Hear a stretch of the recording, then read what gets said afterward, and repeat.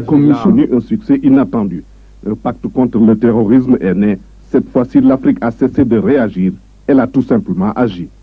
Je veux qu'il soit bien clair et dit sans équivoque que notre réprobation du terrorisme est d'abord morale, humaine, sans aucune autre considération d'aucune sorte. Mais permettez-moi, avant d'aller plus loin, de m'acquitter d'un devoir, celui de remercier d'abord mes frères africains, sans la présence desquels cette réunion n'aurait pas atteint ses objectifs. Je les remercie bien sincèrement de leur confiance. Ils savent qu'ils sont ici, chez eux, en cette portion de la terre africaine, le Sénégal, de la Teranga, province de l'Union africaine que nous avons réussi à édifier en si peu de temps, malgré toutes sortes d'obstacles. Aujourd'hui, l'Union africaine cristallise les aspirations de tout un continent et surtout de sa jeunesse. La liberté, c'est celle de choisir sa religion, son courant philosophique ou politique.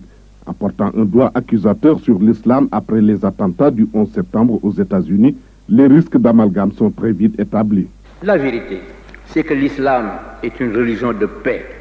Et Cheikh Ahmed bin Khalifa, émir de l'État du Qatar et président de la 9e conférence islamique à l'ouverture de la session extraordinaire des ministres du 10 octobre 2001, rappelait très justement, je cite, que l'islam est la seule religion dont la salutation est traduite par le mot paix, salam. Et le revoir aussi. Que la paix soit sur vous. J'ai entendu dire dans une émission radiophonique récente ici que le mot paix revenait 668 fois dans le Saint-Coran et le mot guerre 8 fois seulement. C'est dire que les prêcheurs de la violence font beaucoup d'impasses dans leur lecture du Coran. En tout cas, au Sénégal, l'extrémisme ne passera pas et n'aura jamais droit de citer, nous dit le président de la République. Et pour cause. Voici pourquoi l'extrémisme n'a pas et n'aura jamais droit de citer au Sénégal. Les fondateurs de nos confréries, comme ceux qui les représentent aujourd'hui, n'ont jamais prêché que par la persuasion et la paix. En dépit des millions de fidèles qui les suivent, prêts à sacrifier leur vie pour eux, ils n'ont jamais levé un fusil ou même proféré d'autres mots que ceux de prière et de respect des prescriptions divines, de travail, d'amour du prochain, de respect de la vie, de tolérance. Le Coran n'a-t-il pas dit « lakum dinikum waliya din » l'expression de la tolérance.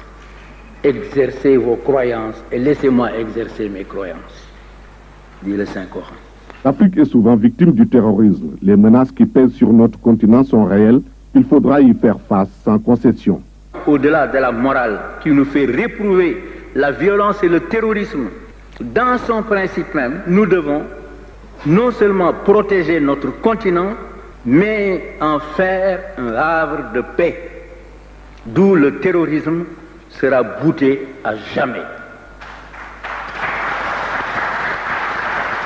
Combattre le terrorisme, c'est aussi empêcher les terroristes d'élire domicile en Afrique ou d'y transiter.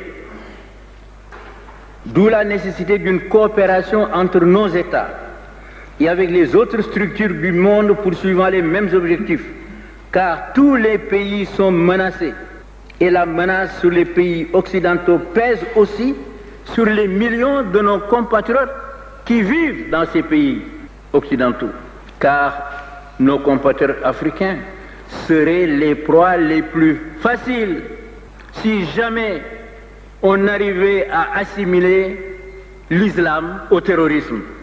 Nous devons donc, nous Africains, démonter l'amalgame pièce par pièce avec la même opiniâtreté et la même minutie.